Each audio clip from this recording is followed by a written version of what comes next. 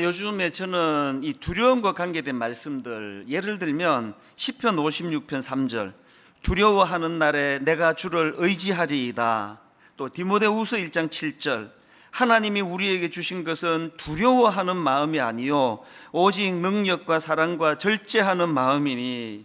또 로마서 8장 31절, 그런즉 이 일에 대하여 우리가 무슨 말하리요? 만일 하나님이 우리를 위하시면 누가 우리를 대적하리요? 이런 말씀들을 이제 두려움과 관계되는 연관 있는 말씀들을 찾아서 이제 묵상하고 또 그것을 돌아보고 생각하고 이런 시간을 이제 가끔씩 가집니다. 왜 이런 시간을 가지느냐 하니까 지금 코로나19가 장기화되면서 너무나 많은 성도님들 마음에 이게 도대체 언제 끝나는 건가, 이런 두려움이 엄습하고 있다는 것을 제가 듣기 때문입니다. 우선 그 식당을 포함해서 이 자영업을 하시는 성도님들이 너무나 경제적으로 어려움을 겪고 계시다, 이런 것들이 또 마음의 장래에 대한 근심과 두려움으로 연결되고 있다는 것을 잘 알고 있고요. 또 지난주에도 제가 텔레비전을 보다가 보니까 너무 많은 지금 식당들이 폐업을 한다는 겁니다. 손님이 없어도 이렇게 없을 수가 있나, 그러면서 6개월을 지금 참고 견뎠는데 이게 언제 끝날지 모르는 그런 절망적인 마음 때문에, 그래서 그 프로에서 폐업하시는 남자, 그 부부 중에 남자가 울먹울먹하고 눈물을 흘리고 이런 그 화면들을 보면서 오늘도 우리 성도님들 중에 이런 고통 중에 있는 분이 많으실 텐데, 그런 생각을 하니까 참 마음이 먹먹한 것을 경험을 했습니다. 이처럼 지금 경제적으로 고통당하고 이런저런 어려움을 겪고 자녀 문제로 지금 씨름하고 이런 것들도 우리를 두렵게 하지만, 무엇보다도 이 코로나19 이후로 상상을 초월하는 이 한국 교회를 향한 이 비난, 이것을 가지고 많은 목회자들이 지금 심히 두려워하고 있습니다. 아니 지금 이렇게 지금 복음을 전해야 되는 교회인데 이렇게까지 교회 이미지가 지금 땅에 떨어지는 걸 방치하면 되는 건가? 너무 많은 청년들이 지금 교회를 떠나고 있다고 통계가 그렇게 말을 하고 있는데 이거 지금 속수무책 아닌가, 이런 것들이 많은 목사님들을 지금 두렵게 만들고, 그건 저도 마찬가지입니다. 이렇게 온 나라적으로 지금 코로나19의 이 확산으로 인해서 참 두려움에 빠져 있는 그런 현실인데요, 분당 우리 교회 성도님들은 우리 교회가 져야 될 이 사명의 무게 때문에 또 다른 차원의 두려움도 지금 같이 느끼고 있는 상황 아니겠습니까? 예를 들면 1만 순도 파송 운동, 이제 시간이 점점 다가가고 이제 이거 진짜 이게 현실이네. 그러다 보니까 많은 성도님들이 지금 장래를 두려워한다는 겁니다. 이제 겨우 이 교회에 적응하고 정착하고 좀 은혜를 누리나 했더니 또 떠나야 되나? 어디로 가야 되지?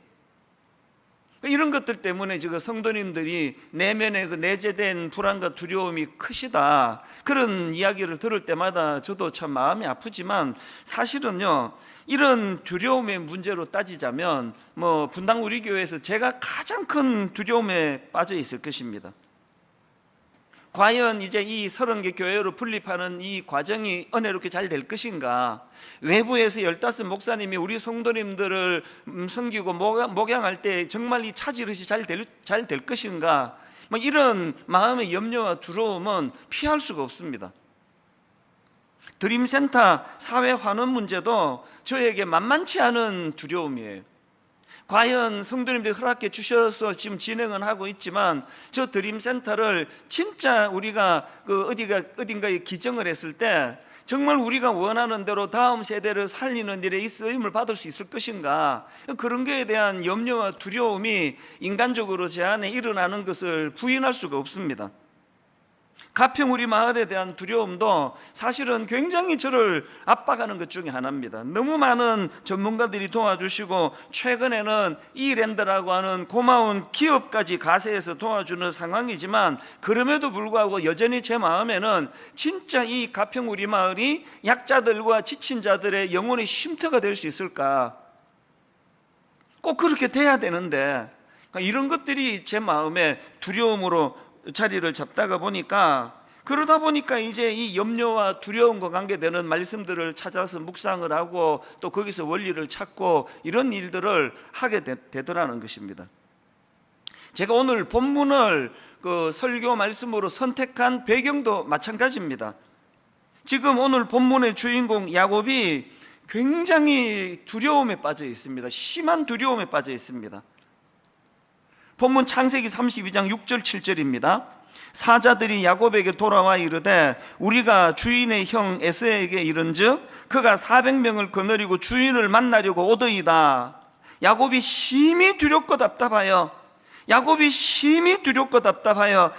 자기와 함께한 동행자와 양과 소와 낙타를 두 떼로 나누고, 여러분 이 말씀의 배경을 다 아시지 않습니까? 야곱은 지금 형 에서가 자기가 20년 전에 저질렀던 실수, 형 에서의 장자권을 빼앗으려다가 그것이 그 부작용이 생겨가지고 형이 자기를 죽이려고 하는, 그래서 이제 창세기 27장 41절이 바로 그 내용인데요. 그 아비가 야곱에게 축복한 그 축복을 인하여 에서가 야곱을 미워하여 심중에 이르기를 아버지를 곡할 때가 가까웠은즉 내가 내 아우 야곱을 죽이리라. 이렇게 형의 살해 위협 속에서 야반 도주하듯이 이 집과 고향을 떠나가지고 그렇게 그 타향살이를 시작한 게 20년이 지났습니다. 그 긴 세월을 객지에서 보낸 야곱이 이제 나는 이제 고향으로 돌아갈 것이라고 이제 결단을 하고 고향으로 가고 있는 여정길 아닙니까? 지금 고향을 향해 가고 있는 야곱에게 누가 제일 많이 신경을 쓰였겠습니까? 당연히 형 에서죠. 과연 형이 나를 어떻게 대할까? 예전처럼 나를 죽이려고 하는 마음이 변함이 없으면 어떡하지? 바뀌었겠지? 이런 온갖 그 상상력을 가지고 불안해하고 있던 야곱에게 끔찍한 소식이 들리는 겁니다. 형 에서가 무장한 장정 400명을 데리고 지금 장정 400명을 거느리고 자기를 만나러 온다.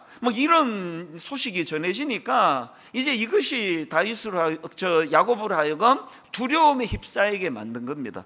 여러분, 이 야곱의 두려움과 답답함을 이해할 수 있는 거 아닙니까? 누가 이런 두려움에 빠진 야곱을 보고 하여튼 저 사람은 소심하다고 그것 갖고 저러냐고 이렇게 말할 사람은 아무도 없습니다. 이건 너무 타당한 두려움이에요. 그런데 제가 그 문제 제기하는 게 뭐냐면요, 그 야곱의 두려움이 너무나 타당한 두려움 맞는데요, 그런데 신앙인의 관점으로 봤을 때 오늘 본문에 야곱이 잘못한 치명적인 한 가지 잘못이 있습니다. 그게 뭐냐 하니까 지금 야곱은 그 머리에 온통 400명을 거느리고 오는 형 에서밖에 담겨 있지 않는 겁니다. 이게 치명적인 잘못이라는 겁니다. 아니 이게 왜 문제가 되지? 그 마틴 로이드 존슨 목사님이 쓴 구약에서 찾은 복음이라는 책에서 이 질문에 대한 답을 잘 설명하고 있습니다. 한번 들어보십시오. 야곱은 형 에서가 자기 재산을 빼앗을지 모른다. 내 처자식을 죽일지 모른다. 나까지 죽일지 모른다. 야곱은 지금 이런 것들이 위험한 상황이라 생각했습니다. 그런데 하나님은 말씀하십니다. 사랑하는 야곱아, 네가 필요한 건 에서와 화해하는 것이 아니라 나와 화해하는 것이다. 야곱아, 너는 가장 큰 위험이 무엇인지 모르고 있다. 네가 진짜 고려해야 하는 것은 에서가 아니라 하나님이다. 여러분 이 포인트를 아시겠습니까? 육신을 가지고 있기 때문에 그렇게 위협적으로 장정 400명을 이끌고 오는 형 에서에 대하여 아무렇지도 않을 수는 없습니다. 그러나 신앙인으로서 어떻게 눈에 보이는 형 에서만 바라볼 수 있느냐는 겁니다.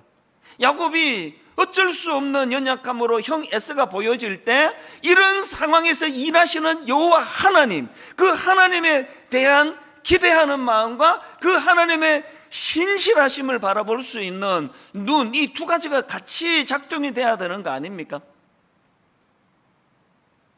여러분 20년 전에 자기 장교를 믿으며 형을 속이고 아버지를 속여 먹다가 그게 부작용이 돼가지고 지금 민낯이 다 드러나, 그래서 야반 도주하듯이 그렇게 도망치던 과정에서 광야에서 돌을 베개하고 누워있는 비참한 자기를 만나주신 그 하나님, 그 하나님이 지금 오늘 본문에서 야곱 머리에서 떠올려져야 되는 거 아닙니까?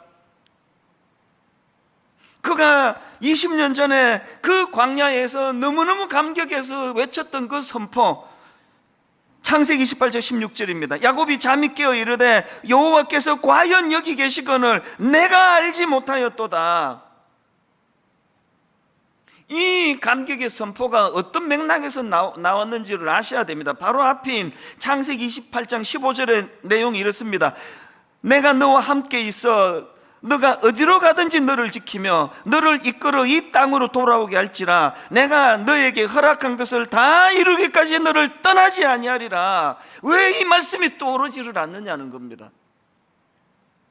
여러분, 이 15절을 강조점을 달리한 내용을 다시 한번 보십시오. 화면으로. 내가 너와 함께 있어. 내가 너와 함께 있어. 그 다음 보세요. 너가 어디로 가든지 너를 지키며 너를 이끌어 이 땅으로 돌아오게 할지라. 지금 장정 400명을 이끌고 위협적으로 자기에게 다가오는 형 에서를 볼 때 어떤 신앙의 모습이 같이 작동이 돼야 되는 겁니까? 비록 형이 위협적으로 내게 다가온다 할지라도 나는 괜찮다. 왜? 하나님께서 나를 다시 돌아오게 해주신다고, 나와 함께 하신다고, 보호해 주신다고 약속해 주시지 않느냐는 이 믿음이 작동이 되지 않느냐는 겁니다. 그러니까 지금 야곱은 이 일하시는 하나님, 일하셨던 하나님, 약속을 주신 하나님, 함께 하시겠다 하신 그 하나님에 대한 것은 경직이 돼가지고 다 지금 잊어버리고 눈에 보이는 위험만 자기를 두렵게 만드니까 점점 두려움이 강해지는 거 아닙니까? 여러분, 이게 딱 지금 코로나19를 맞은 민낯이 다 드러난 우리의 모습 아닙니까? 믿음이 작동이 되지 않는데 그 믿음 좋음이 무슨 소용이 있느냐고요. 지난주 말씀드렸잖아요. 안식월을 가지던 우리 부교육자가 그 안식월을 가지는 과정 속에서 그동안 내가 참 충성했던 이게 도대체 뭔가? 그래서 종땡 치면은 침이 흐르는 그런 본능만 의지하고 사는 그 강아지와 같은 내 존재가 너무 초라하다는 그런 고백을 하면서 제가 지금 기억하기로 그것 때문에 이분이 아파하고 신음하면서 금식하며 하나님께 매달리며 은혜를 구하는, 이게 신앙인의 모습 아닙니까? 오늘 본문의 가장 중요한 포인트는요, 그렇게 야곱이 두려움에 휩싸였다, 이게 포인트가 아닙니다. 그런 두려움에 빠져 초라한 자리에 빠져 믿음이라고는 하나도 작동되지 않는, 하나님을 경험하지 못한 불신자들하고 조금도 다를 바 없는 그런 초라한 모습에 빠져있는 야곱을 홀로 내버려 두지 아니하시는 하나님, 그를 만나주시는 하나님, 그 보잘것없는 야곱을 실험해서 져주시는 하나님, 그 하나님의 은혜가 다시 야곱을 회복시켜주고 복구시켜주는 거 아닙니까?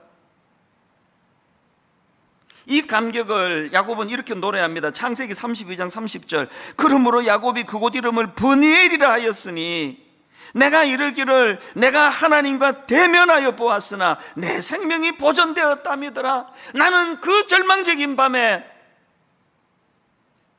야복나루에서 여호와 하나님을 만났다.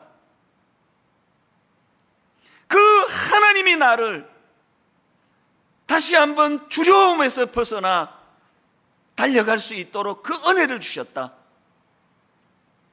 저는 오늘 본문 말씀을 여러 번 묵상을 하면서 마음의 소원을 가집니다. 지금 코로나19 때문에 너무 많은 성도님들이 마치 야복나루 앞에 서 있는 야곱처럼 두렵고 불안한 시간을 가지고 있는데, 하나님 저들 뇌리 속에 이 두렵고 불안한 코로나19만 머리에 꽉 차 있는 것이 아니라 오늘도 일하시는 하나님, 과거에 이것보다 더 어려웠을 때 어떤 은혜로 이것을 피할 수 있었던가를 떠올릴 수 있는 이 믿음이 작동되기를 원합니다. 그래서 그 믿음이 작동됨으로 말미암아 이 코로나19가 다시 한번 하나님이 우리를 어떻게 인도하시고 도우시는가를, 그래서 우리도 이 코로나19를 야곱이 그곳 이름을 브니엘이라 하였으니, 브니엘이라 하였으니 내가 하나님과 대면하여 보았다.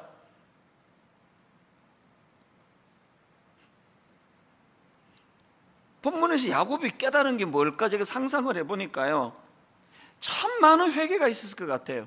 그 하나님의 임재를 경험하면서 참 내가 신앙인이라고 하면서 나는 늘 그 하나님이 보이지 않고 형 S만 보이는, 내게 그동안 하나님은 그저 내가 필요할 때 복이나 주시는 어떤 강력한 힘, 막연하고 추상적인 힘, 썩썩썩 문지르면은 알라딘의 마술 램프가 펑 하고 나와가지고 주인님 뭐 도와드릴까요? 그 사람 그 지니의 실체 존재 이런 데 관심이 하나도 없고 그냥 내 어떤 소음만 들어주는 어떤 실체가 좀 누군지 잘 모르는 막연한 어떤 힘. 야곱이 그동안 하나님을 그런 존재로 인식하고 살았다면 이제 여러분 그 브니엘에서의 하나님의 임재를 경험하면서 야곱은 하나님의 인격자 되시는 하나님을 경험한 거 아닙니까? 그 하나님을 대면한 거 아닙니까? 하나님은 정말 내 삶에서 내가 홀로 남아 두려운 밤을 보낼 때 정말 실제적으로 나와 교제할 수 있는 인격을 가진 나의 하나님 아버지가 되시는 분이시다. 코로나19에서 여러분 이 사실을 반드시 경험하셔야 합니다. 이런 관점으로 보면요, 크리스천은 딱 두 종류입니다. 오늘 본문으로 말하면 야복나루에서의 하나님을 경험하기 이전의 크리스천, 야복나루에서 하나님을 경험한 이후의 크리스천. 사실 야곱의 삶도 그렇게 나눌 수 있습니다. 여러분은 어느 부류에 속하는 크리스천이십니까? 우리가 알아야 되는 게 뭐냐? 기독교는요 어떤 윤리나 도덕이나 철학이 아니고요, 우리 기독교는요 실제 하시는 그 하나님을 인격적으로 만나 그 하나님과 인격적으로 교제하는 신앙 공동체라는 사실입니다. 오늘 여러분 코로나19가 문제가 아니고 너무너무 탄식하고 답답한 거는 오늘 교회를 수많은 신자들이 이런 관점으로 바라보지 않는다는 겁니다. 제가 오늘 설교 제목을요, 두려울 때 하나님께 집중하기, 이렇게 정하지 않았습니까? 제가 앞에서 읽어드린 시편 56편 3절, 두려워하는 날에 내가 주를 의지하리이다, 이걸 제가 세 번역으로 3절까지를 보니까 너무너무 생생한 겁니다. 자, 세 번역으로 보십시오. 두려움이 온통 나를 휩싸는 날에도 나는 오히려 주님을 의지합니다. 나는 하나님의 말씀만 찬양합니다. 내가 하나님만 의지하니 나에게는 두려움이 없습니다. 그 다음 보세요. 육체를 가진 사람이 나에게 감히 어찌하겠습니까? 오늘 본문에 이 야곱을 향한 하나님의 말씀같이 느껴지지 않습니까? 육체를 가진 사람이 나에게 감히 어찌하겠습니까? 그렇기 때문에요, 여러분 코로나19 이 상황, 우리 내면의 두려움이 엄습해오는 이 상황에서 우리는 인간이라 그 두려움을 떨칠 수 없습니다. 저도 고백했지 않습니까? 저도 두려움이 많은 사람이에요. 그러나 두려움이 밀려올 때 바로 작동이 돼야 되는 건 우리의 믿음이 작동이 되는 겁니다. 인격적인 하나님께서 오늘도 나를 위하여 일하기 시작하시겠구나. 제가 초등학교 시절에는요, 교회의 어른들이 대화하는 게 이게 뭔가 무슨 뜻인가, 이게 알쏭달쏭하네, 이해가 안 되는 것들이 종종 있었습니다. 예를 들면은 이 두 집사님이 지금 대화를 하시는데요, 한 집사님이 이제 막 경제가 너무 어려워, 요즘으로 치면 막 아이고 이제 이 식당이 안 돼가지고 뭐 맨날 적자다, 이거 문 닫아야 되나 고민이다, 빚은 늘어간다, 막 이런 이야기를 토로하시면요, 그 얘기를 듣던 옆에 있는 집사님이 뜬금같이 이제 소나무 뿌리 하나 뽑을 때가 됐네, 그런 말씀을 하세요. 아니 지금 그 식당 적자하고 소나무 뿌리 뽑는 게 무슨 상관인지 초등학생이 내 머리로는 이해가 안 되는 거 아닙니까? 그런데 제가 사춘기가 되고 고등학생쯤 되고 하면서 이제 그 신앙의 언어를 알기 시작한 겁니다. 지금 무슨 문제를 만나 죽을 것 같이 힘들고 이제 막 이 식당을 폐업해야 되나 말아야 되나, 이 빚은 어떻게 갚나, 그런 아픔을 토로할 때 그 소나무 뿌리 하나 뽑아야 될 때가 됐네, 그 말은요 옛날 어른들 표현으로 하나님을 집중해서 찾을 때가 됐다, 하나님을 부르짖을 때가 됐다. 실제로 제가 듣기로 그런 어른들의 무용담들이 어릴 때 많이 들려졌습니다. 무슨 산에 있는 기도원에 가셔가지고 얼마나 절박하게 하나님을 부르짖었는지 그 소나무를 붙들고 기도를 밤새도록 했는데 아침에 보니까 그 소나무가 뽑혀 있더라, 뭐 이런 류의 이야기들을 저는 어릴 때 종종 들었습니다. 이 설교 듣고 그렇게 하지 마세요. 지금 환경 문제 때문에 그 소나무 건들면 안 됩니다. 요즘에는 제가 가보지 않았지만요, 청계산, 요 가까운 데 아닙니까? 청계산 기도원 가보면은 밤 한 9시, 10시 가면은 온 산 전체가 다 울부짖는 것 같아요. 너무너무 갈급하게 복잡한 기도 안 합니다. 주여 은혜를 주옵소서, 주여 불쌍히 여겨주시기를 원합니다. 처절하게 밤새 하나님을 부르짖는 그 많은 어른들의 그 외침이 코로나19로 인해 마치 야곱이 지금 자기 눈에 장정 400명을 이끌고 오는 형 에서만 보이는 그 상황에서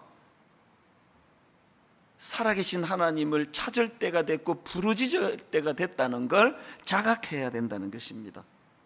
제가 지난주에 하나님은 때로 우리를 부끄러운 민낯을 드러내게 하시는 분이다, 우리의 밑바닥을 다 드러내게 하시는 분이다, 그래서 이 거품 많은 것들 다 걷어내고 참 너무너무 초라한 자신을 들여다보게 하시는 분이다, 그런 말씀을 제가 전하지 않았습니까? 그리고 제가 부끄럽지만 다 오픈한 거 아닙니까? 제가 고백한 거 아닙니까?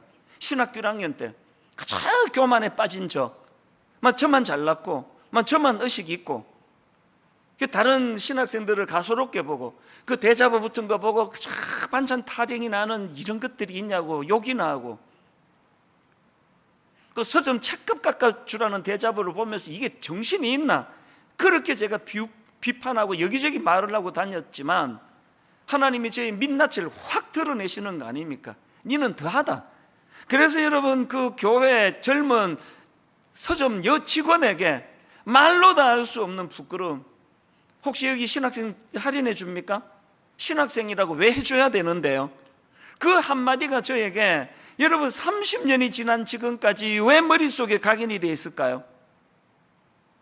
하나님은 저의 그 민낯을 다 드러내 보여주심으로 말미암아 그것이 저에게 얼마나 큰 영향을 미쳤는지요, 저는 그 부끄러운 기억이 떠오를 때마다 수백 번 수천 번 다짐하고 다짐했습니다. 공짜 바라는 목사가 되지 말자, 목사라고 특권의식을 갖지 말자, 어떤 경우라도 성도들에게 뭐 바라지 말자. 그래가지고 저는 식당 같은 데 가서 그 설렁탕 먹고 있는데 성도님이 들어오면 아싸 오늘 또 공짜로 먹겠구나, 이런 생각을 하게 될까 봐 두려운 사람이에요. 그래서 저는 사실 안 그런 경우도 많았지만 꽤 많은 경우 식당에서 우리 성도들을 만나면 제가 가서 계산을 해드린 경우가 많습니다. 이게 모여서 예배를 드려야 확인이 되는데, 우리 집에서라도 손들어 보세요. 저한테 밥 얻어 먹어본 사람. 이게 다 신학교 1학년 때 내 민낯을 드러내신 하나님 때문에 제가 각성하게 자각하게 된 거거든요. 이게 민낯을 드러내는 부끄러움을 깨닫게 되는 것의 유익이에요. 그러나 여러분, 제가 신학교 1학년 때 그런 그 성도들에게 서점에서 부끄러움을 당했던, 밑바닥이 드러나는 수치를 경험했던 이것이 단순히 내가 자각하는 효과가 있는 걸로 끝나지 않고, 더 중요한 건 철저하게 이 초라한 내 실체가 다 드러남으로 말미암아 내가 목회할 수 있는 게 아니구나, 철저하게 하나님을 의지해야 되는구나, 하나님 은혜 아니고는 나는 부끄러움에 빠질 수 없게 되는 거구나, 이게 신학교 1학년 그 서점에서 제가 경험했던 부끄러운 민낯이 제게 주는 너무너무 소중한 유익입니다.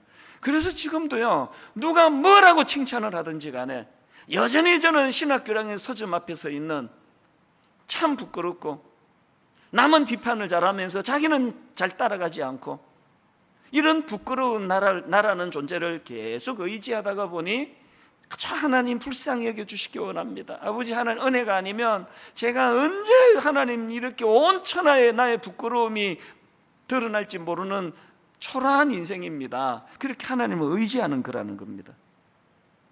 오늘 여러분, 코로나19로 참 우리 신앙의 밑바닥이 다 드러났다면, 민낯이 드러났다면 낙심하지 마시고요, 이제 하나님을 더 찾을 때예요. 더 의지할 때입니다.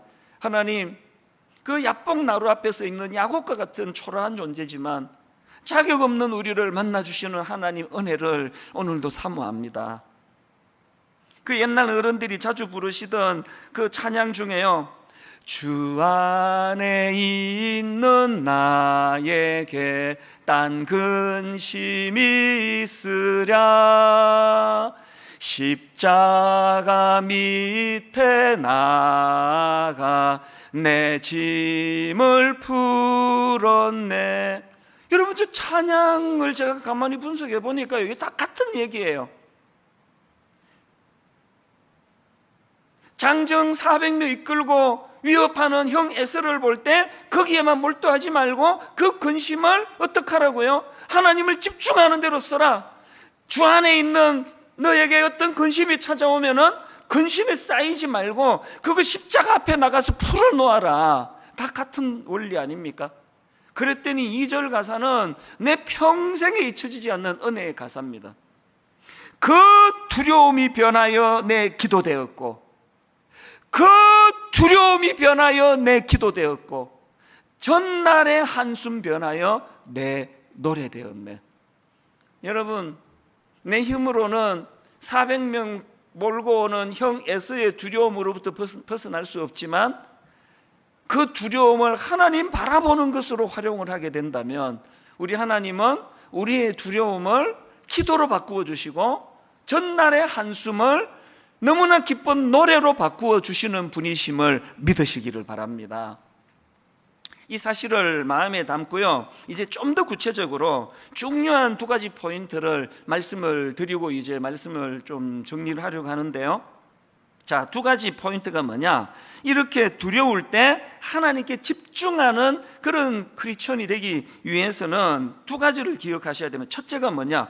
하나님과의 관계 맺음은 철저한 개인적인 문제라는 것을 자각해야 한다는 겁니다.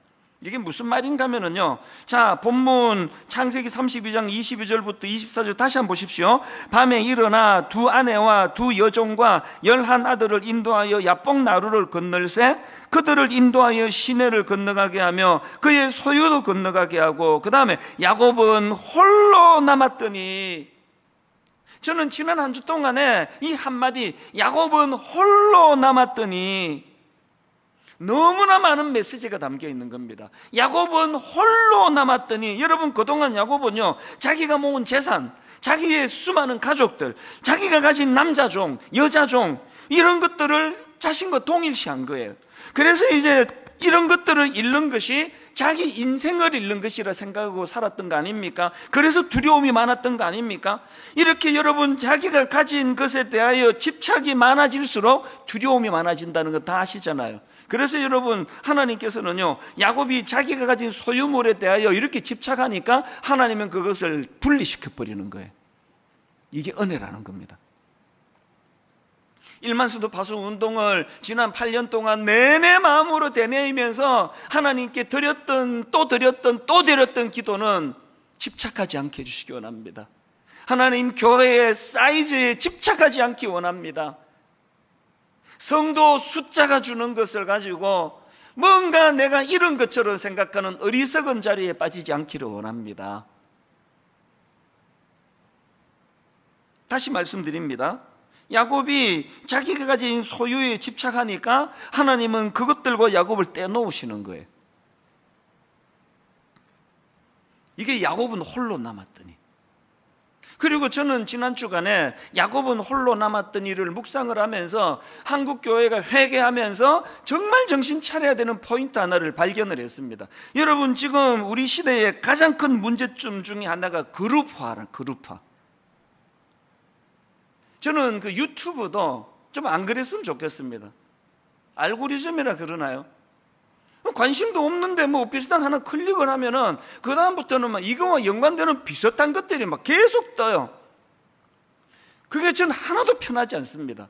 점점 나랑 같은 색깔, 점점 내가 좋아하는 거, 나를 좋아하는 사람, 이런 사람들만 모이게 만드는 이 그룹화가 신앙생활에 너무나 이게 나쁜 영향을 미친다는 겁니다. 지난주에도 말씀을 드리지 않았습니까? 지금 많은 담임 목사님들이 몸살을 앓고 계시다는 거예요. 아니, 그 교회가 성도들이 주 안에서 성령 안에서 하나가 돼야 되는데 자꾸 두 표로 나누어지는데 뭐가 그렇게 괴로우냐? 계속 이쪽 분들이 와가지고, 아니 왜 목사님은 광화문 집회 집회편에 서서 설교하지 않았냐고, 왜 광화문 이야기를 안 하시느냐고 막 그렇게 따지시고, 좀 있으면 저쪽 편에 분들이 와가지고 아니 목사님은 광화문 집회를 왜 비판하지 않습니까? 광화문 집회로는 그 목사를 왜 비판하지 않습니까? 목사님도 같은 생각입니까? 막 이렇게 공격을 해와가지고 막 너무너무 힘들다는 거예요. 여러분, 저는요 그 성도님들이 이해가 돼요. 그렇게 자기 담임 목사님을 사랑하시니까요, 그걸 왜 자꾸 확인합니까? 우리 목사님도 나랑 똑같은 생각을 갖기를 원하는 거 아닙니까? 그거 본능 아닙니까? 우리 담임 목사님도 나와 같은 편이겠지? 그 마음이 인간적으로는 너무나 이해가 되는데요, 그러나 여러분 꼭 기억하셔야 됩니다. 신앙은 단체가 아니에요. 신앙은 그룹이 아니에요.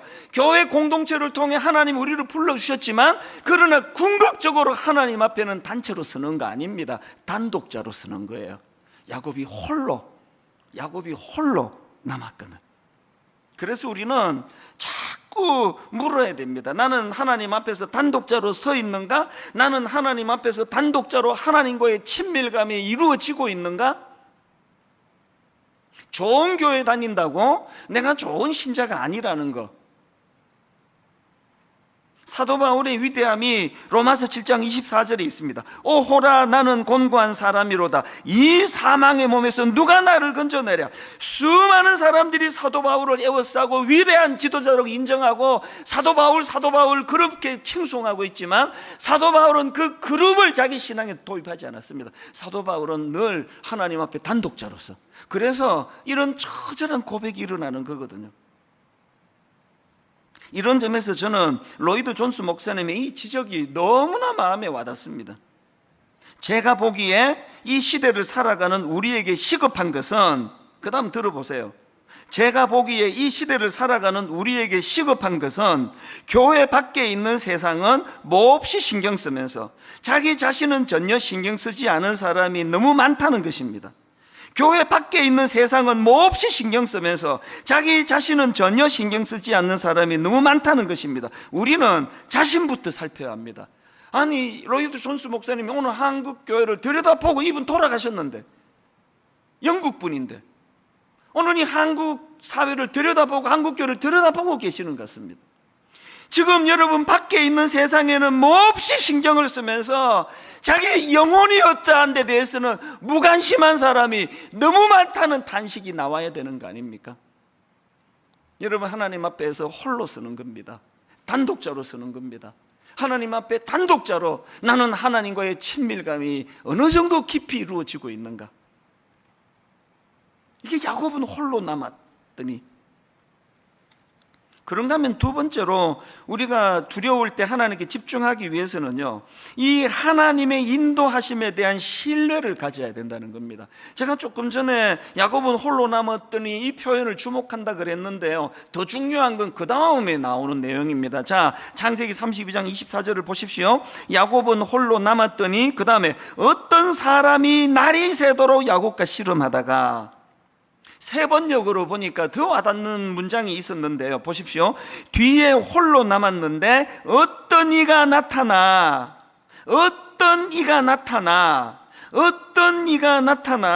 여러분, 제가 방금 신앙은 홀로, 신앙은 단독자로 서는 것이라 말씀드렸지만, 동시에 여러분, 우리가 그렇게 하나님께 단독자로 섰을 때 어떤 이가 나타나, 이 의미를 여러분 아십니까? 우리가 기억해야 되는 건요, 두려울 때 우리가 하나님을 집중해야 된다, 하나님을 찾아야 된다, 이런 표현들은 온전한 표현이 아닙니다. 편의상 그렇게 그냥 쉽게 그냥 툭툭 던지지만 정확한 표현이 아니에요. 여러분, 두려울 때는 하나님이 찾아주시는 거예요. 우리가 두려워할 때 하나님이 우리를 찾아주시는 겁니다. 그래서 오늘 설교 제목을요, 두려울 때 집중하기, 이렇게 제가 정했지만, 뭐 설교 제목을 너무 길게 할 수 없어가지고 축약해서 정했지만, 사실은 오늘 설교 제목은 이렇게 해야 타당한 겁니다. 오늘 설교 제목입니다. 두려울 때는 찾아주시는 그 하나님께 집중하기. 이게 제가 원했던 풀로 풀어서 설교 제목입니다. 두려울 땐 찾아주시는 그 하나님께 집중하기. 저는 이 두려움에 빠진 야곱을 찾아주시는 하나님, 어떤 이가 나타나, 이 표현을 자꾸 묵상하다가 보니까요, 오래전에 나온 책입니다. 박영선 목사님이 쓰신 하나님의 열심, 제 기억에 제 대학생 때 나온 책 같아요. 그 책을 오랜만에 꺼내놓고 읽으면서 얼마나 은혜를 받았는지 모릅니다.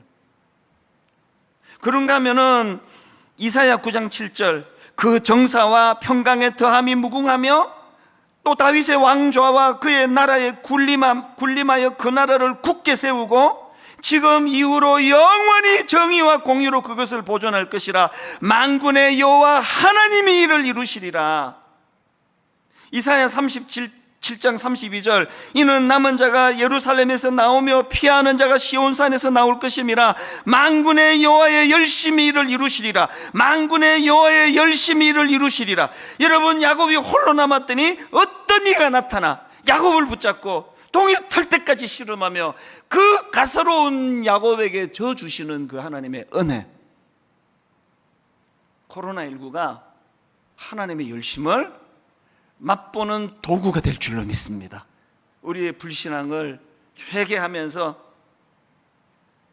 그래서 여러분, 야곱이 아무리 그 형 에서가 400명 끌고 오는 것이 자기에게 위협이 되었다 할지라도요, 야곱은 그것만 몰두해서는 안 되고 20년 전 베델에서 홀로 광야에 던져졌을 때 자기를 만나준 그 하나님을 또 올렸어야 되고요.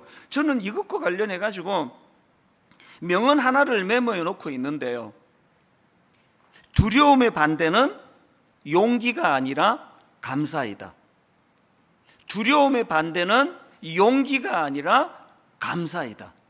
코로나19로 용기 내려고 애쓰지 마세요. 우리 그렇게 못합니다.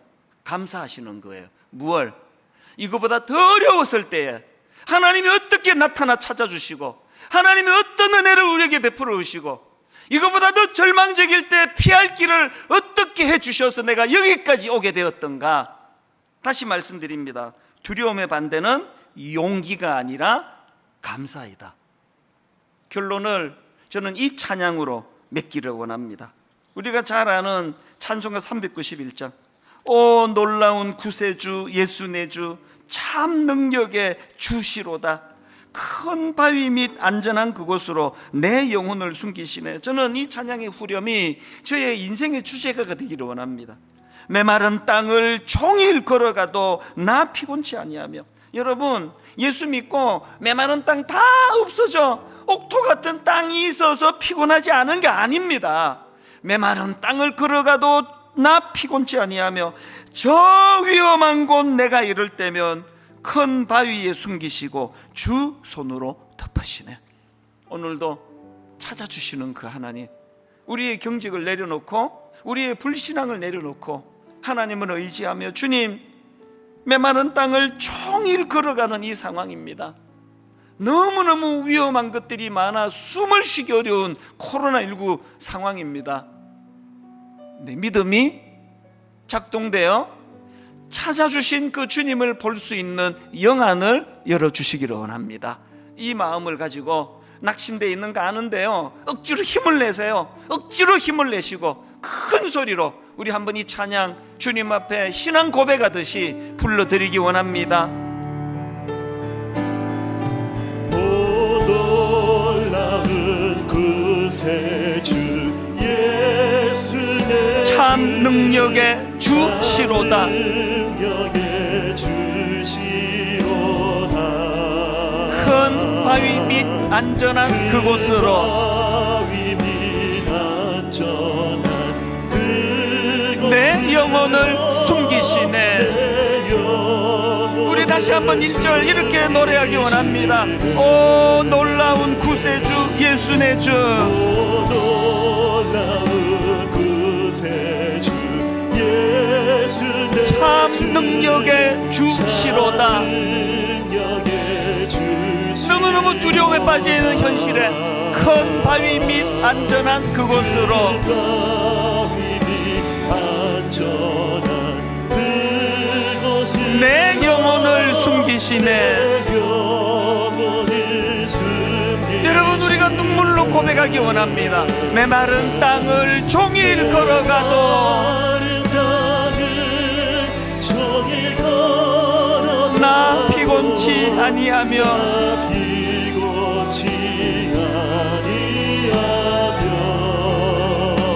저 위험한 곳 내가 이를 때며 큰 바위에 숨기시고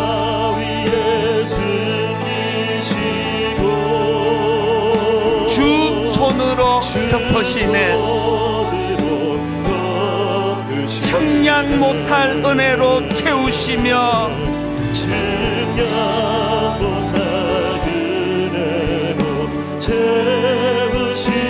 늘 성령에 감아주사. 너무 불안하고 두려운 현실이지만 큰 기쁨 중 주님을 찬양토록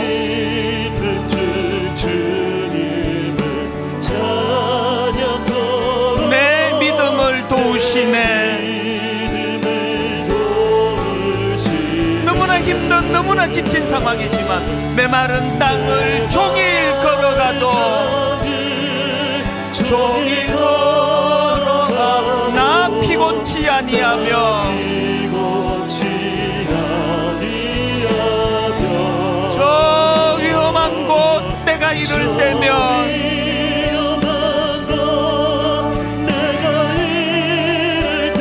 큰 바위에 숨기시고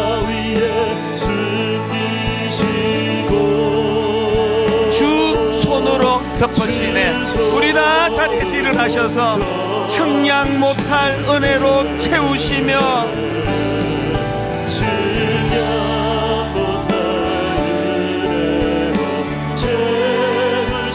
늘 성령에 감아주사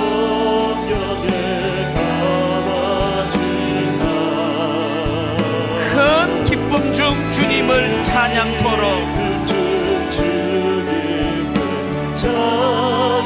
내 믿음을 도우시네. 하나님, 지쳐있는 상황이라지라도 믿음이 작동되기 원합니다. 메마른 땅을 종일 걸어가도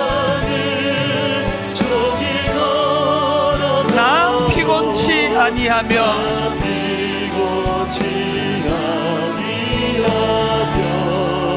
저 위험한 곳 내가 이를 때며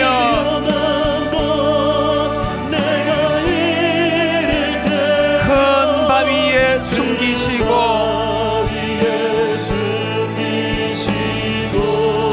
주 손으로 덮으시네.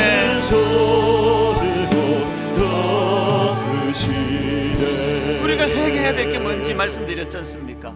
하나님, 내가 상황에만 집중한 거, 400명을 이끌고 찾아오는 형 에서에게만 몰두했던 야곱처럼 하나님, 그것은 어떻게 내가 없앨 수 없다 할지라도, 이 두려움은 내가 피할 수 없다 할지라도 믿음이 작동되기를 원합니다. 20년 전 그 초라한 베델, 민낯이 다 드러나 비참한 그 베델에서의 밤에 광야에서 나를 만나주신 그 하나님, 그 하나님의 믿음이 작동되기를 원합니다. 오늘 각자에게 주신 은혜를 가지고, 각자에게 주신 메시지를 가지고 회개하며 통성으로 꿈을 가지고 달려가기 원합니다. 같이 한 목소리로 기도하시겠습니다. 살아계신 하나님 아버지, 오늘 하나님 아버지, 코로나19 이 상황이 점점 길어지고 너무나 많은 아버지 우리 성도들의 가정이 이런저런 어려움에 봉착해 있습니다. 식당을 포함한 자영업자들에게 너무나 아버지 가혹한 시간을 우리가 지금 지나가고 있습니다. 폐업이 속출하고 있는 상황에 놓여 있습니다. 오 하나님 아버지, 한국교회는 말로 할 수 없는 수치의 자리에 빠져 있습니다. 마치 야곱에게 형에서가 400명의 장정을 이끌고 아버지 나오는 것처럼 그런 상황에 지금 우리가 빠져 있습니다. 직면해 있습니다. 하나님, 불쌍히 여겨주시기를 원합니다. 하나님 아버지, 야곱에게 발견하는 잘못된 점이 그가 눈에 보이는 형 에서만 400명만 아버지 마음에 온통 집중하며 그것만 바라보고 있었다고 한다면, 오늘 우리는 십자가 지신 예수 그리스도, 목자국난 손으로 우리를 품고 붙들고 기도해 주시는 그 주님을 바라보기를 원합니다. 20년 전 그 초라한 광야에서 야곱의 눈물을 닦아주시며 여호와께서 과연 여기 계시거늘 내가 알지 못하였노라, 이 고백을 가능하게 하셨던 그 하나님의 은혜를 우리도 아버지 누리고 선포하게 되기를 원합니다. 다시 한번 은혜가 주는 힘, 먼저 날 만나주시고 찾아주시는 그 하나님 은혜가 주시는 힘, 예배의 치유를 통하여 회복하는 그 놀라운 은혜를 우리가 맛보게 하여 주시옵소서. 하나님, 이번 한 주간 그 은혜를 누리며 살아가는 믿음의 성도님들 되게 하여 주시옵소서. 하나님, 지난 엿새 동안 유난히 지치고 유난히 낙심이 되고 유난히 마음에 두려움이 많았던 성도님들 계시다면 오늘 이 시간 예배하는 가운데, 기도하는 가운데 단번에 회복시켜 주시는 그 하나님을 그들이 경험하게 하여 주시옵소서. 믿음이 작동이 잘 되지 않아 코로나19 그래서 너무너무 어려운 그 상황에만 몰두하고 집중했었다면 이제 오늘부터 하나님 은혜를 구합니다. 이미 나를 만나주고 계시는, 이미 나를 찾아와 함께하기를 원하시는, 문을 두드리고 계시는 그 주님을 영안을 열고 바라보기를 원합니다.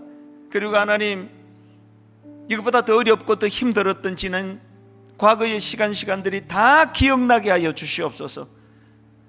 손가락 하나 움직일 힘이 없을 그때 주님이 어떤 은혜로 나를 만나 주셔서 그것들을 극복하고 이 자리까지 오게 되었던가를 떠올리며 그렇게 하나님을 의지하며 이 어려운 긴 터널을 잘 이겨낼 수 있도록, 주님과 더불어 승리할 수 있도록 하나님 함께하여 주시옵소서.